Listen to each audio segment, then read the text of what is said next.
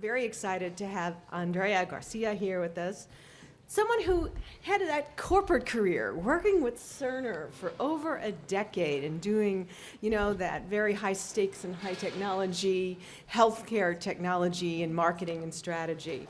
And then segueing on past that to be the Chief Mind Officer and Client Lead for Mind Plus Matter.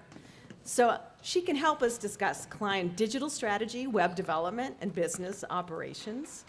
She has also worked in the grocery industry, understanding the accounts with the Associated Wholesale Grocers in-house agency. But ultimately, what she's going to help us do is looking at how to build your own personal brand through and helping us understanding the meaningful partnerships for all of our clients. So the work that she does for our clients is something that we're going to hear today. Thank you. Thank you. Like she said, my name's Andrea. Per usual, a little bit of a dramatic entrance. It's what I do. It's who I am as a person. So that felt really right. But let me get this. There we go. When I was getting ready this morning, I was like, oh, I'm speaking at a conference. Like, I need to wear some jeans, like a shirt with Kansas City or the U.S. women's soccer team on it, like a blazer, so you guys think I'm serious and like a real business person. But that's not who I am. I am maxi dresses and Birkenstocks and like a bold lip. And the more we show up authentically, the more people get to know us. And when you do that as a person, when you do that as a brand, you create resonance. You're going to remember like this fast-talking girl with a bold lip because it's what I do, it's who I am. But if you find me on the internet, I take a couple of different shapes. Look at my LinkedIn, I'm super professional. It's a very good headshot. I talk about what I do, that I'm a yoga teacher, I'm a marketer, I'm a Kansas City enthusiast. We get into Twitter, same headshot because it looks really good. I also went to Northwest Missouri State, that's the bell tower in the background. I warn you that I tweet a lot because I do, and that I'm really good at gifts because I am. Then we get into my Facebook profile, and if you're wondering, is she holding pulled pork mac and cheese and a glass of red wine at a sporting event? You bet your damn life I am. Because again, that's who I am as a person. It's been a very successful Bumble profile. People ask a lot of questions like, are you holding barbecue? Yes, I am. I am doing that. And then you get into my Instagram, which is dogs and drinks and Kansas City and art and just the things that light me up. So you get a really good sense of who I am as a person through the way I show up on the internet. And you do that as a person as well, just like you do as a business for yourself and for your clients. But on a broader perspective, I work/co-own. I always say I work for. I forget that I do the whole thing with my partner. I know, sorry, Drew. Mind and Matter, we are a design studio that works through values-based marketing. And we truly believe that when you adhere to your values, when you use them as the baseline of what you do, you start to cut through all of the marketing noise. I'm the Chief Mind Officer. I own strategy and all the businessy things. And Drew, my wonderful partner who's sitting in the front row, makes things. So all the pretty stuff you see, that's Drew.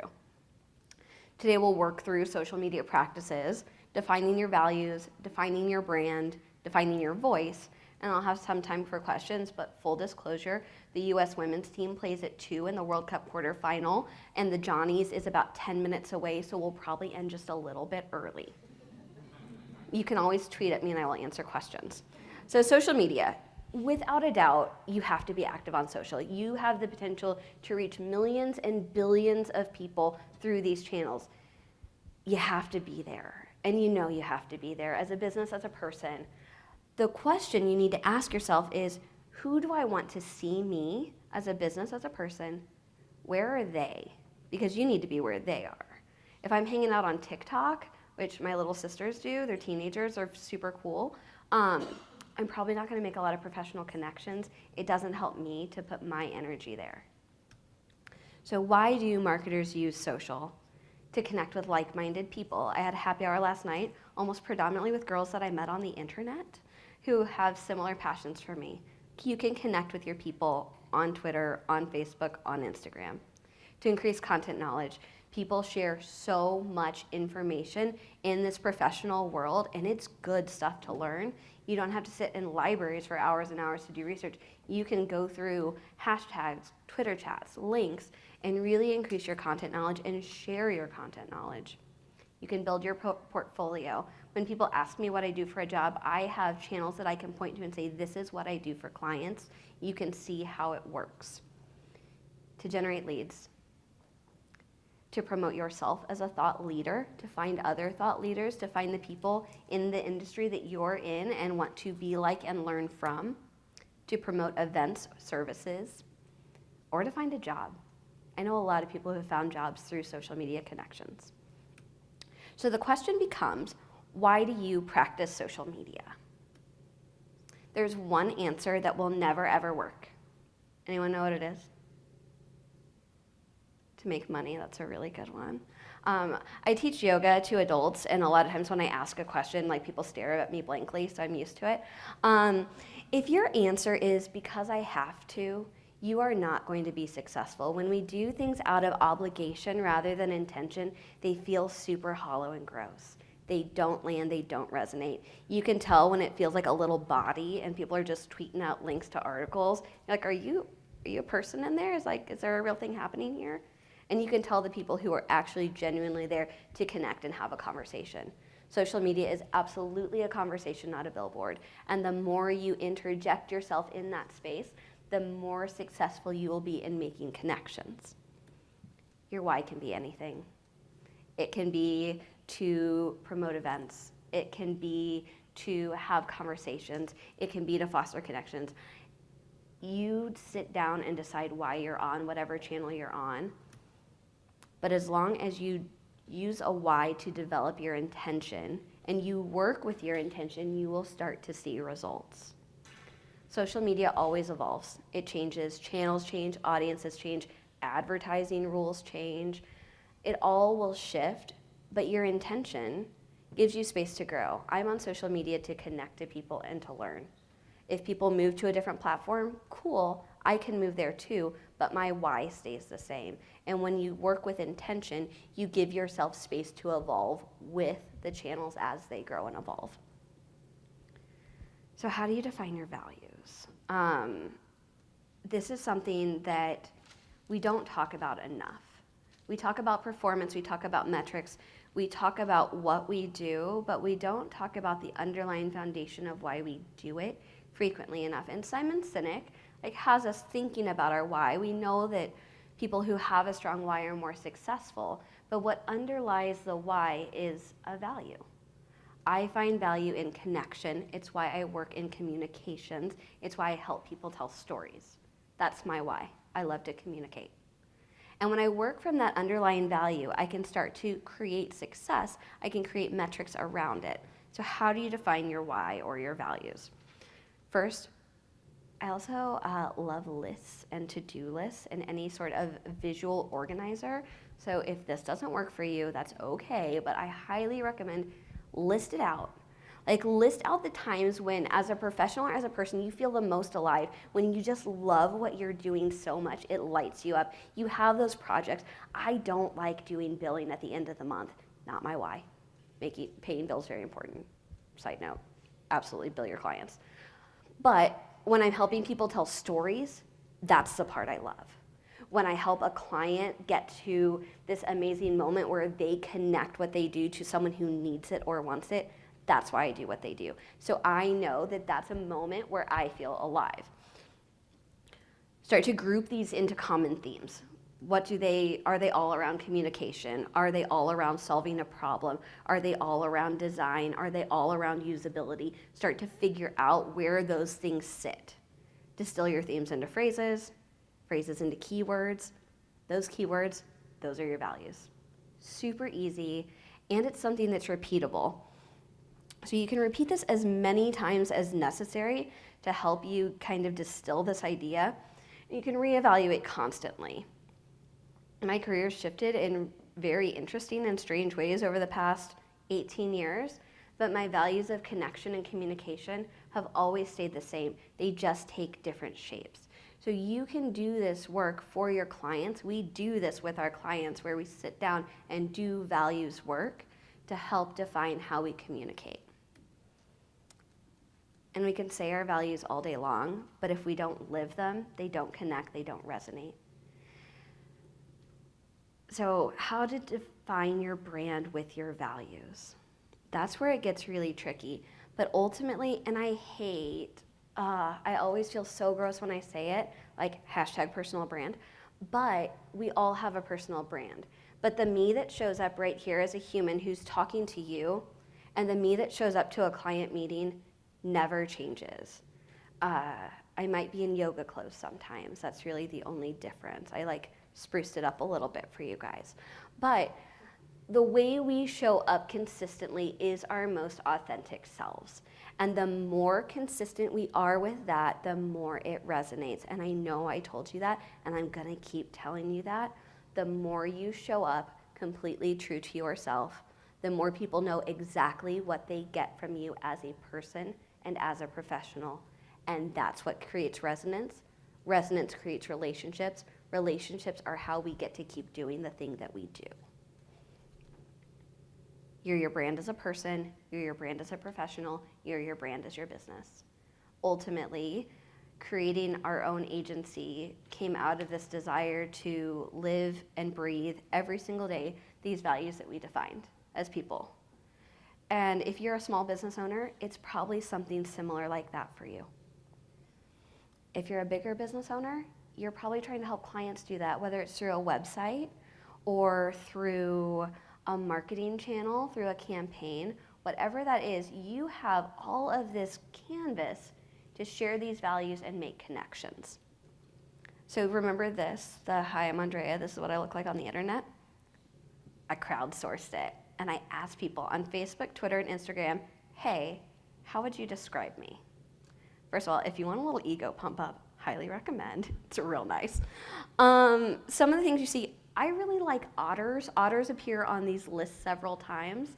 We won't get into that. I thoroughly like otters.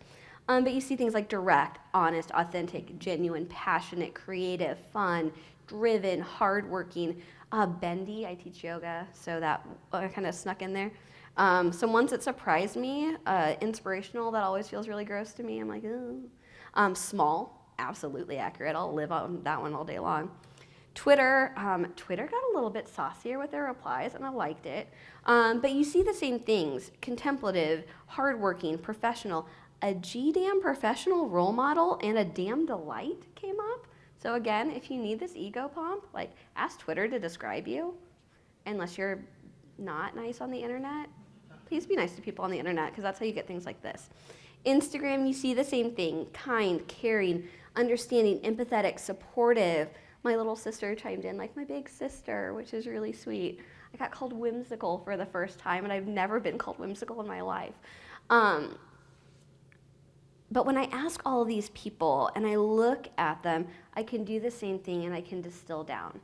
What themes keep reappearing? How do I group them?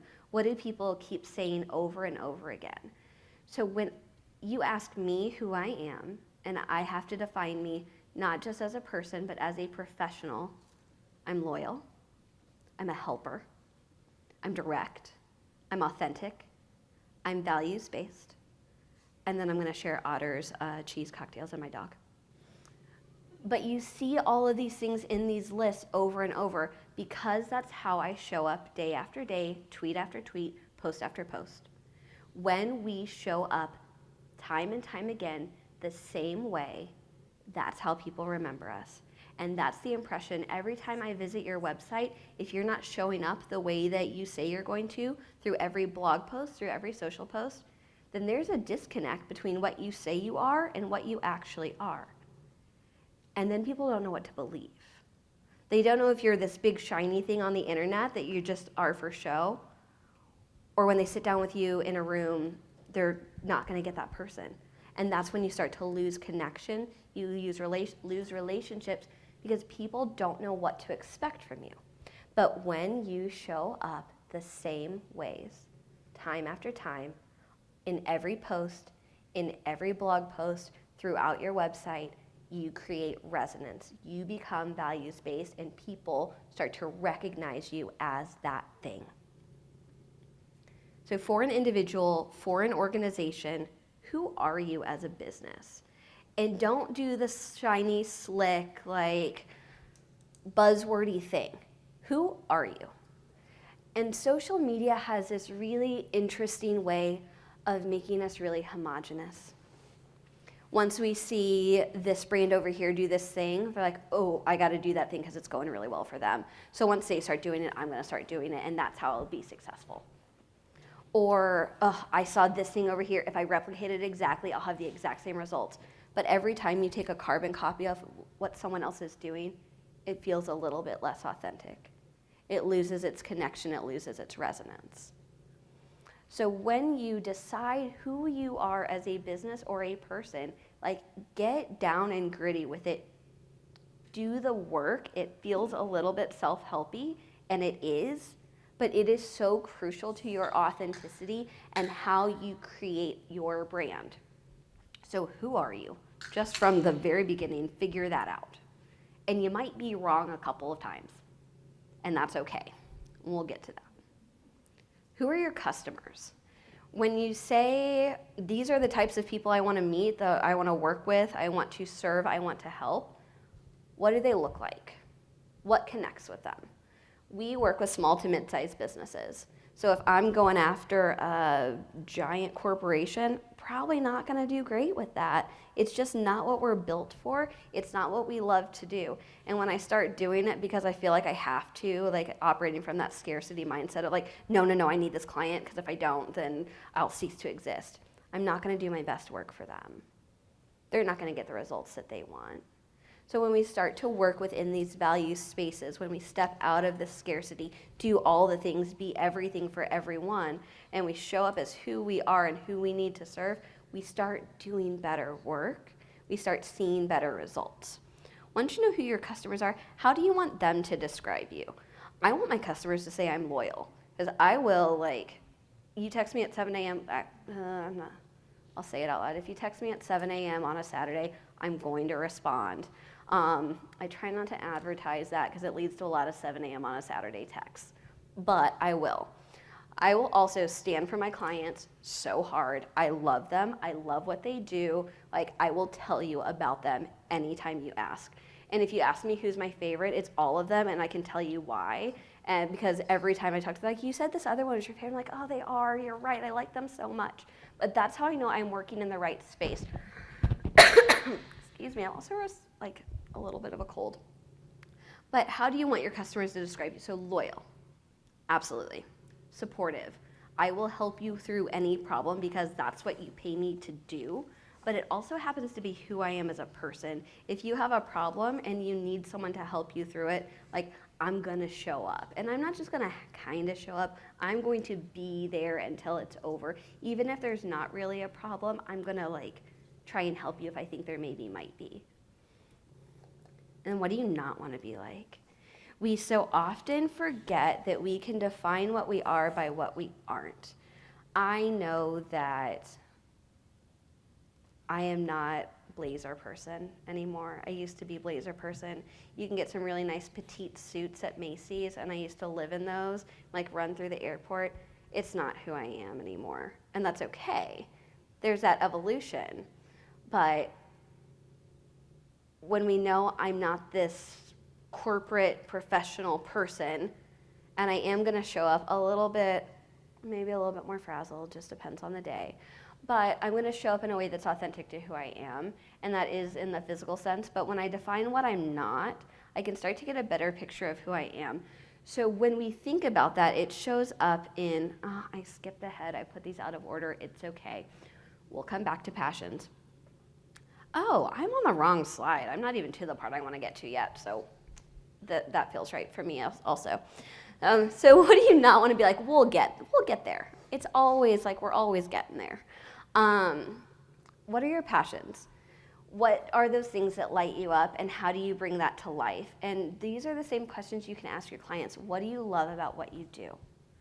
Because if there's this part of the business that just brings them so much joy, but they're not talking about it in a way that helps share who they are and what they do, then you're missing a huge opportunity. So we have a client who specializes in a really specific type of ethnic cuisine. She's one of 2 restaurants in the city that serves this particular type of cuisine. And one of them's in Grandview, which is like a little bit of a haul. I typically don't go to Grandview, but I will wander over to the West Bottoms. And it's not a type of food that I've ever tried before. It's one that we met through the internet, because that happens. But when we start talking about what she does and why she does it, Chrissy cooks from a place of passion. Ooh, that got weird. And she's so authentic to who she is, like sometimes a little too authentic, and I have to be like, whoa, like you needed to tell me you were gonna do that, but that's okay. But the posts she does that perform the best and where I have had to immerse myself in her type of cuisine are the ones where she shares her personal connection to her food. Because food is personal. And she's cooking out of this recipe book that she had to force her grandma to sit down and write because she wouldn't tell anyone the recipes. That's the kind of cooking that we're doing. And people connect to that. When you walk into her restaurant, it's like walking into her house. She will sit you down, she will feed you. A lot of times she will send me more food than I order, and that's okay, it's good for me. But she is so passionate about sharing her family's experiences, who they are, why their food is the way it is. There's a huge backstory as to how that type of cuisine came to be. It's incredible. And when we share that, people connect to it so much versus, hey, we're selling, this is on special. That promotion doesn't do as well as that authentic connection. And you see it show up in the metrics. You'll see it show up in what drives people to the restaurant. And it's so interesting to see that. But when you are authentic about your passions, when you share those, it starts to show up as real business results that you can see. How do you share those things consistently? When I look at a social calendar, when I create a social calendar for my clients, the posts that we kind of have to get out there, the ones that are administrative, upcoming events, things like that, I mix them in between. We work with a school as well.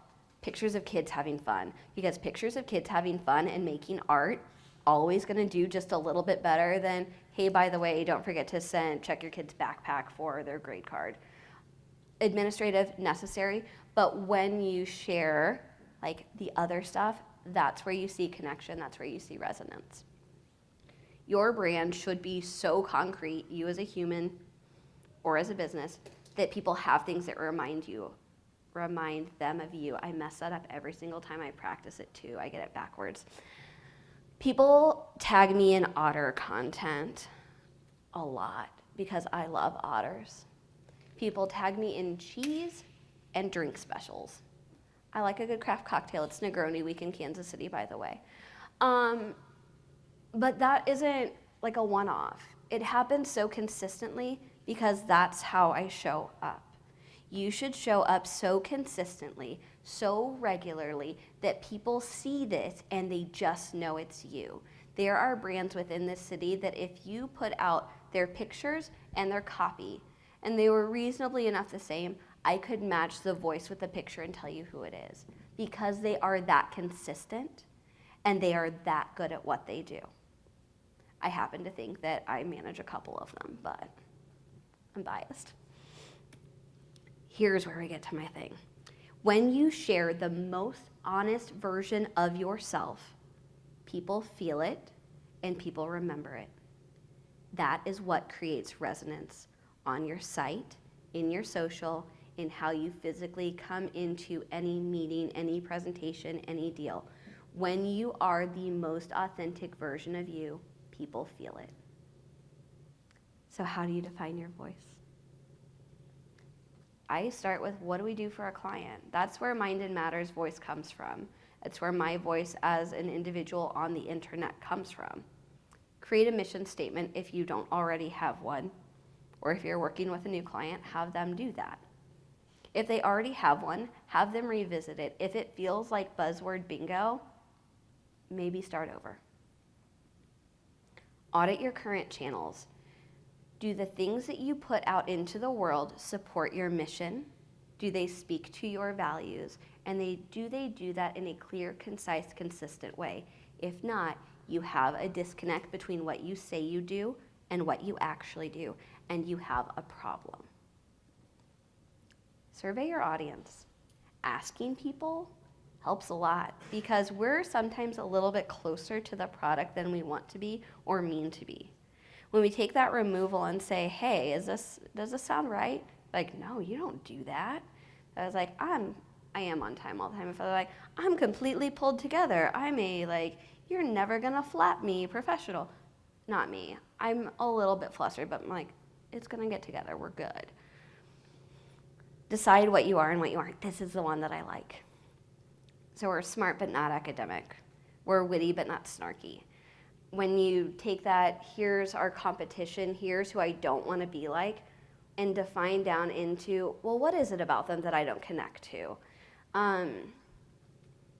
There's this real space in marketing that's like hustle, grind, work all the time, be on, answer every notification. I'm not that person anymore. I used to work 80 hours a week, and I probably work like a lot now, but it's different.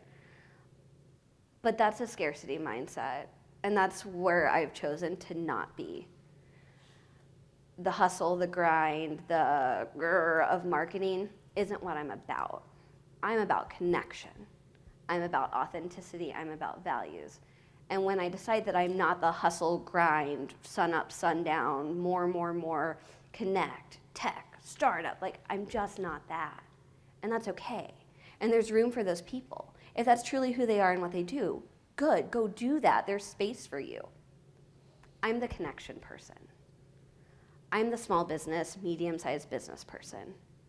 I'm the business owner who wants to help other people, who wants to connect to other people, who wants to share something they're passionate about.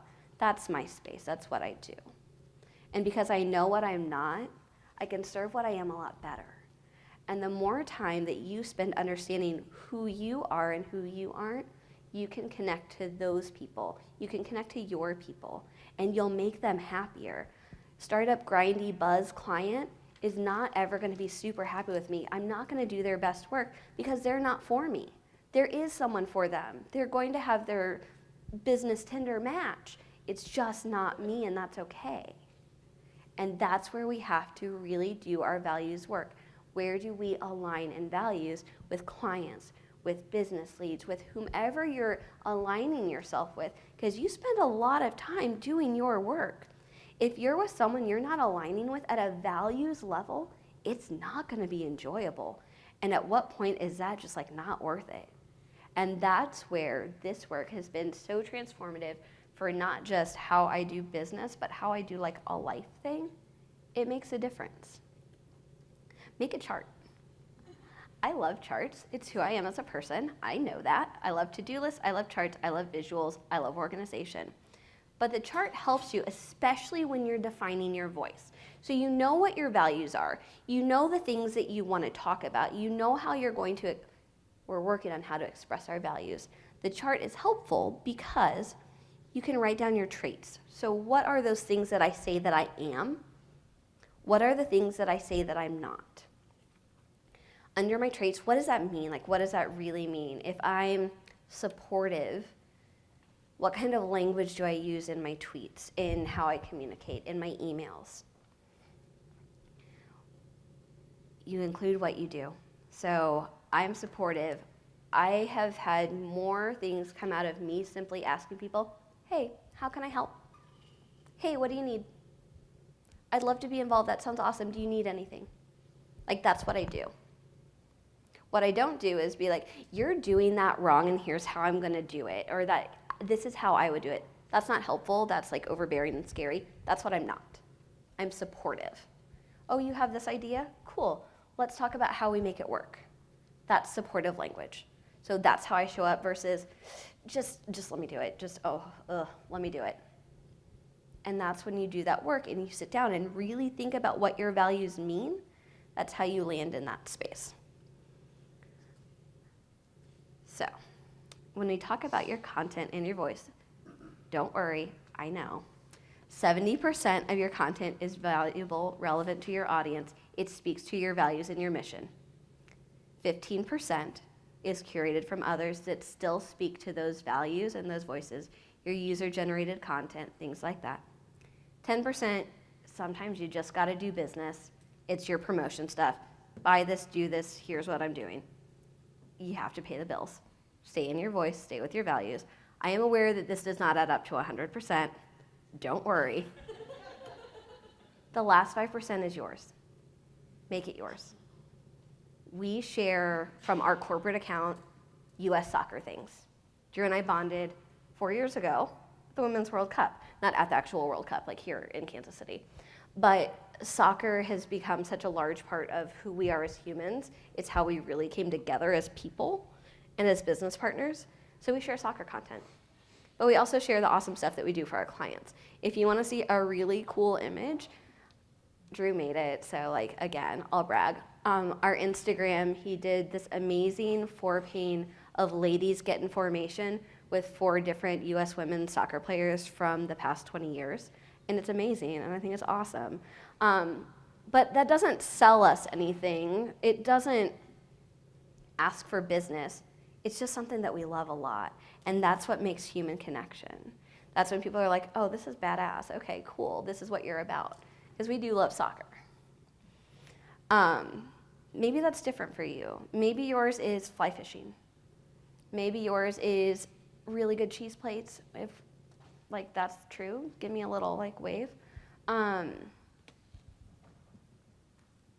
Everyone, every business has this thing that makes them unique. We're so used to being so corporate and so drive value, drive business, and buzzwords, and SEO is absolutely a thing. My girl Alyssa talked about it earlier. You need to drive content to your site. You need to have resonance through optimization, but you don't have to be generic just to drive that. You can do it intentionally by finding things that are unique to you and using those to connect to others. There probably aren't a lot of marketing companies in this city that say they're values-based. And I'm okay with that. But if you search marketing agency and we pop up and then you get to our site and you're like, oh, they do social media, they do this. Whoa, what's this values thing they're about? That's when I make that connection. When you go into our social media and see us taking pictures of food and doing branding work, like that's cool. But also when we show the things that we're passionate about, we're not just this faceless business, we're humans. And at the end of the day, humans want to do business with other humans. The more authentic and connected you are, the more you will see that show up in your business results. I truly believe that. Like, we've made it work. So I encourage you to consider your values and how you can use that to define your brand, to make connections, and to drive success from a place that feels authentic and unique to you. Because I truly believe you have something wonderful to offer. Tell people about it. So I'm Andrea. That's what we do. Drew's in the front row. He has longer hair now and a backwards hat. Know your intention. Speak your values. Cut through the noise because you're not just putting out nonsense. You're putting out things that speak to you and resonate. Measure your progress. That's always important. But I'm here if you have any questions. And we'd actually have like 10 minutes for questions. I'm gonna go back to like a slide I like. I'll just do this one. I don't know how to do that. It's fine. I'll do the like good math one. Do you guys have any questions? Okay, Alyssa, and then we'll go in the back. You talk a lot about bringing yourself as your authentic self into spaces and surrounding yourself with people who you love to be around and you get good vibes on. But what would be your advice if you bring your most authentic version of yourself into a space of people that you think that you want to be your people and you're not as perceived as well? So the question was, what do you do if you show up as yourself and you're just like, ooh, maybe I want to be in this space, but it's like, it's not coming back at you. And that's tricky. Like, I have a deep-seated desire to be liked a lot. And sometimes you show up and you're like, oh, this is not what I thought it was. I'm terrible at networking events, which is shocking to a lot of people because a lot of the things you see show up are like outgoing, social. I'm like, I just want to be on my couch with Netflix. A lot of times that's projection. So in those moments where you're like, ooh, what am I reading here? Like, what's happening? Sometimes, especially in like a large setting, go to wherever they have a drink. You do not have to get a cocktail, like get a water, take a drink, take a minute and say, where is this coming from? Because a lot of times it's more fear driving. This fear has this really crazy ability to show up as logic, where it's like, no, these people don't like me, and here's why. Most of the time, people are so into their other stuff that they have no idea that you think that they do not like you. That's very rarely the case. I have an RBF, so a lot of times people are like, is everything okay? I'm like, oh no, my face, it just looks this way. We're good. So ask yourself, where is that coming from? Like, is this truly like, this isn't my thing? And maybe it's not. Maybe you're in a situation where someone says something and you're like, ooh, that is a hard no from me. Like, this is not where I exist in space. And that happens.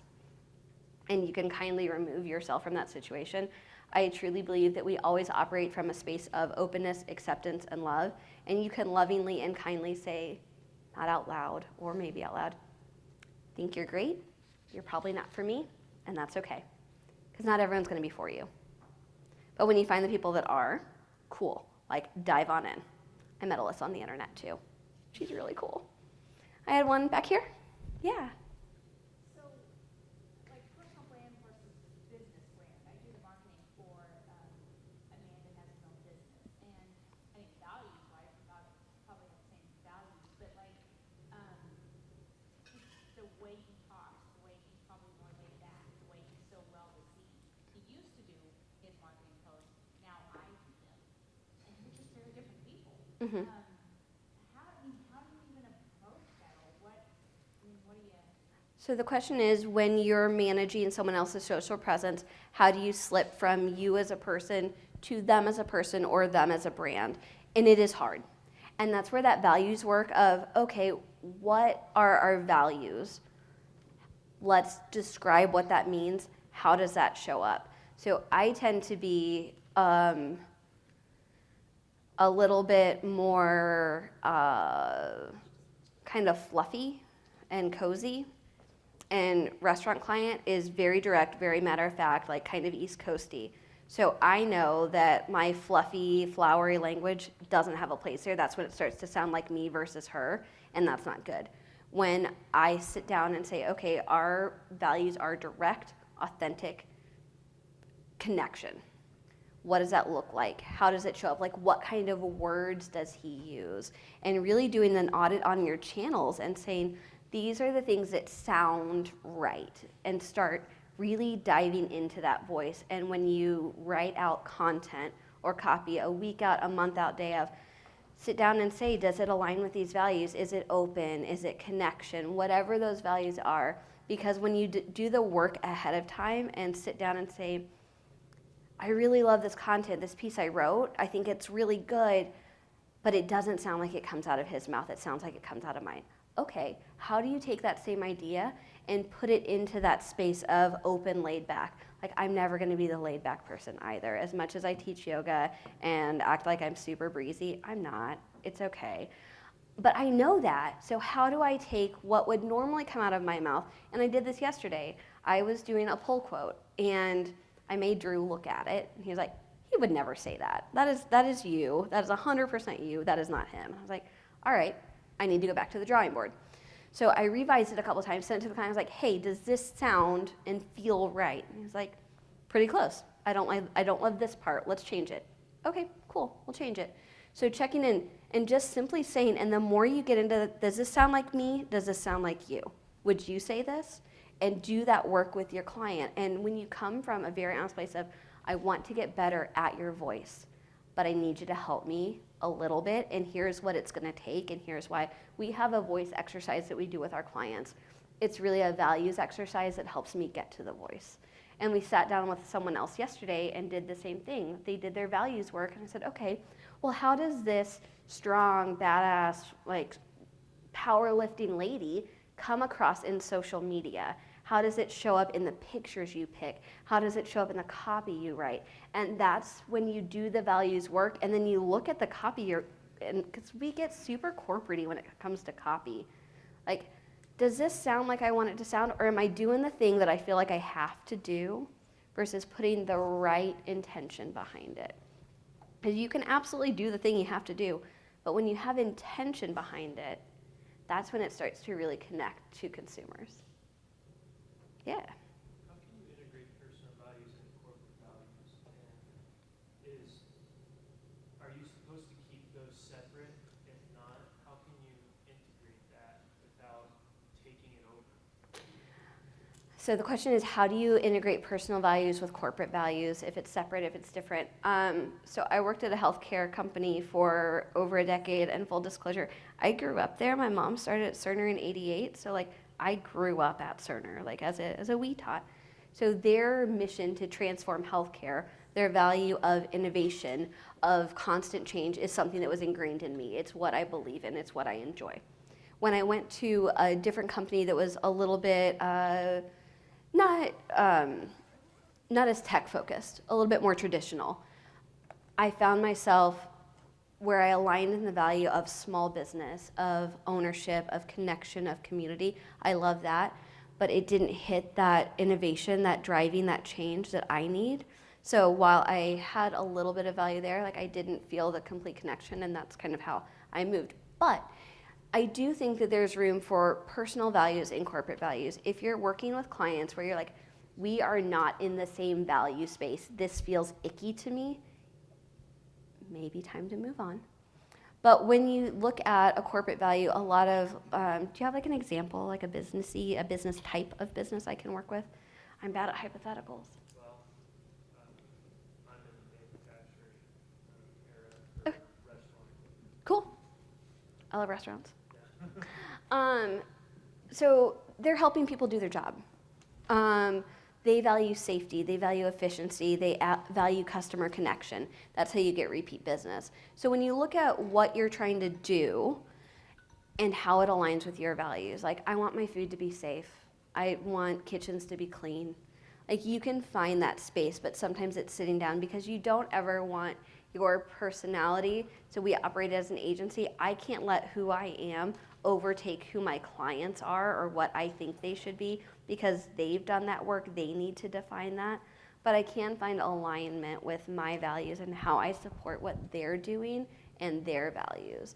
But if you have a complete disconnect and you're just like, I got nothing here, this is a paycheck, like as long as you can pay your bills, like maybe look at something else. I will always like, make sure you can pay your bills. Like that's the one like caveat of all of this. But if there's a huge values disconnect, there is likely something else that you can do. But you can also take that deeper dive of like, how do my values support theirs? Or how do I see value in their values and help espouse that through what I do? So there's space to play there. It doesn't have to be a line by line match. Cool. Anything else? Awesome. I think there's going to be a recording of this. There will be, like you can find me on the internet. I'm at akgarcia331 across all channels because #brand. Again, that's who I am as a person. Thank you so much for your time. This is my second time doing this particular little speech, and it's something that Drew and I have really been developing for the past year. So thank you for letting me share why I think values are so important in this space. It really does mean a lot to me. Thank you.